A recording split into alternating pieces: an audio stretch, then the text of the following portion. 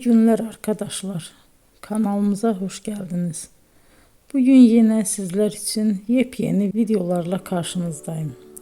İki başarılı oyuncularımız Elçin Sangu ve Barış Ardus'tan güzel paylaşımlarını sizler için hazırladık. Elçin Sangu, Sevdim Alabora, Yalancı ve Mumları, Kiralık Aşk, İyi Günde Kötü Günde bu dizilerde rol almış ve herkes tarafından çok beğenilmiştir. Biz de Elçin Sangu ve Barış Ardus'tan en güzel sempatik fotolarını sizler için hazırladık.